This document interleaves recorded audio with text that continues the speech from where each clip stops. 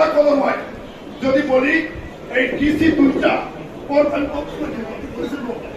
দুইটা ডিসি পর এনেছেন, দুইটা ডিসি একটা দলে, একজন বর্তমান যিনি আছেন তিনি ছাত্রী সংস্থার বিশ্ববিদ্যালয় নেত্রী, তিনি এখনো বসে আছেন।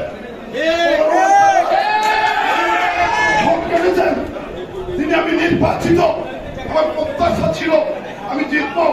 ওই ক্যাবিনেট সেক্রেটারি ডিসি তারা কলমার টিউনো এবং সাতক্ষীরা অন্যগুলা এবং খুলনা বিভাগে 25টা সিট হাইজ্যাক করে নিয়ে গেছে। আমি মুকুল ভাই বলেছেন বলে বললাম, আমি এই লোকটি আমরা ঘৃণা করি। পরের 3 দিন ওই দিন সাসপেন্ড হয়েছে, 2 জন টিউনো প্রত্যাহার হয়েছে, অনেক মানুষ প্রত্যাহার হয়েছে। আজকে তাই আমরা বলতে চাই, নিরপেক্ষ ভোটের কথা বলে যদি বলেন, সুনামের কথা বলেন, ওই লোকটা ওরা সাতক্ষীরার মাটিতে অবাঞ্ছিত ঘোষণা করা উচিত। অবিলম্বে সাতক্ষীরা ছাড়তে হবে।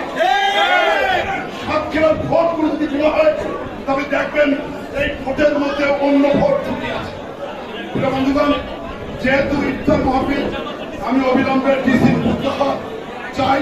তারা 2 জন প্রত্যাহার করেছে, তাদের ষড়যন্ত্রের ইতিহাস আছে। তাই আমি আজকে একটা পাতানো নির্বাচনের মধ্যে আমি ষড়যন্ত্রে হেরে গেলাম। এটা আমার দুঃখ, এটা কষ্ট। এইভাবে কিভাবে তুমি ভোট করেছে এটা আমি বুঝতেই পারিনি যে এইভাবে আমার নির্বাচনের জিতা আমাদের কর্মীর অবহেলায় হাইজ্যাক করে তারা কলম আসছে এবং আমার মনে আরো বেশি সিট আমি দুঃখ প্রকাশ করে বলতে চাই। তারপরেও বলি, আসুন বিএনপি ক্ষমতা আছে না নেই? আছে না নেই? বিএনপি ক্ষমতা চাচ্ছে, বিএনপি নেতা কর্মীরা গায়ে হেলে তুলে চলে হবে। আগামী নির্বাচন কোন নির্বাচনের যুদ্ধে যুদ্ধাত্ম হবে। কেউ তার প্রশ্ন আছেন তো নাকি?